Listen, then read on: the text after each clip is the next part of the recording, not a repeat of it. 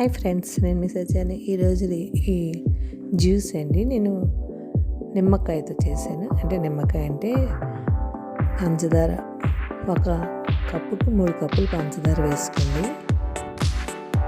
నేను 3 కప్పులు పంచదార వేసుకున్నాను. అందులోనే అదే కప్పుతో నిమ్మరసం అండి ఇది.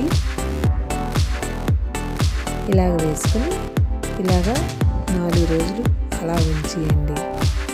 అప్పుడు గట్టి పడుతుంది పంచదార. చూసారా, ఇలా గట్టి పడుతుంది. ఇప్పుడు ఇది మనం ఎండలో పెట్టుకోవాలండి. ఎండలో పెట్టుకున్న వల్ల ఎండిపోతుంది. అలాగని మనకి పటికి బెల్లం ఎలా ఉంటుందో అలా వచ్చేస్తుంది. ఇలా వచ్చేస్తుంది గట్టిగానే. ఇది మిక్సీ చేసుకోండి. ఇలా మిక్సీ చేసుకుని మనం మెత్తగా మిక్స్ చేయాలి. మిక్సీ చేసుకున్నాక సబ్జా గింజలు గట్టిగా మనం నానబెట్టుకుంటాం. చూసారా, మంచిగా పొడిగా అయిపోయింది. కానీ నిమ్మకాయ రసంగా ఉంటుందండి. మీకు నిమ్మకాయలు దొరకలేనప్పుడు ఇప్పుడు వచ్చేది వేసవికాలం కాబట్టి మీరు ఇలా చేసుకొని స్టోర్ చేసుకొని ఉంచుకోండి. అప్పటికప్పుడు నిమ్మకాయల రేట్లు పెరిగిపోతే మనకి దొరకదు కాబట్టి మంచి ఎండలో ఉన్నప్పుడు ఇలా తాగితే హెల్త్కి కూడా మంచిదండి.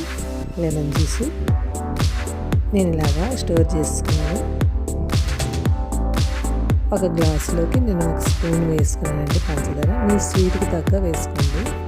నేనైతే 1 స్పూన్ వేసుకున్నాను. అందులో ఐస్ వేసుకొని సబ్జా గింజలు, ఈ నానబెట్టుకున్న గింజలండి. నానబెట్టుకోవాలండి. ఒక 3 గంటలు 4 గంటలు నానబెట్టుకోండి. బాగుంటాయండి సబ్జా గింజలు. వెంటనే వేసుకోకండి.